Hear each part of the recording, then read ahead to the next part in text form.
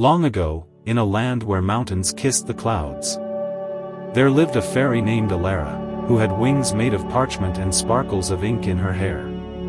Unlike other fairies who cast spells or grew flowers with a touch, Alara had a different gift: she told stories. But these weren't ordinary tales. When Alara spoke, her words came alive, the air shimmered with colors, and listeners could see the stories unfold like a dream in the sky. Her stories made people laugh, cry, and sometimes even change their hearts.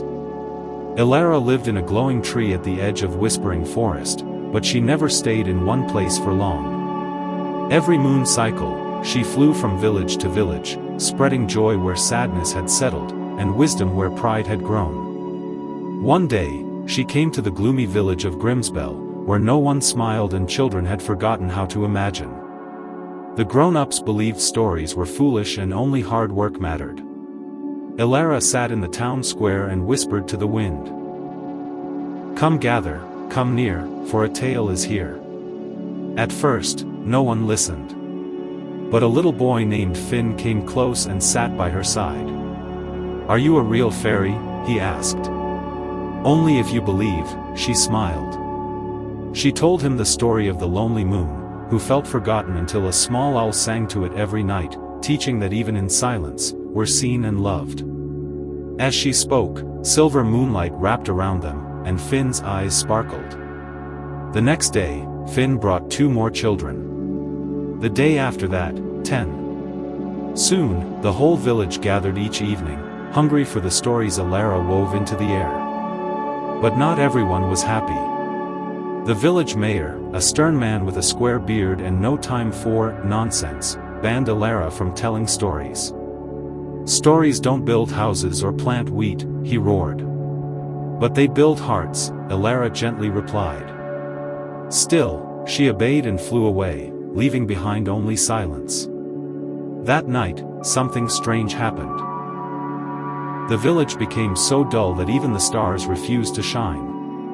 Children cried in their sleep, and even the crops in the fields drooped, as if the world had lost its color. Then Finn, holding a lantern, stood where Alara once sat. "Once upon a time," he began in a shaky voice, "there was a fairy who gave light without flame and warmth without fire." And as he spoke, the stars returned. The winds danced. And the people remembered the joy Alara had brought. Realizing his mistake, the mayor himself wrote a letter and tied it to a paper bird. "Alara, please return. We believe now." And she did. But this time, she didn't come just to tell stories. She came to teach others how to tell their own. Grimsbell became known as the Village of Stories, where each house had its own tale, and every child grew up knowing that their voice could bring light to the world. And Alara? She still travels the skies with her parchment wings, whispering tales to lonely winds and silent stars. If you ever hear a soft hum in the breeze, stop and listen.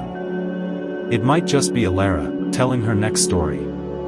Open book moral. Sharing stories spreads joy and wisdom. A simple story can heal hearts, inspire kindness, and light up even the darkest places.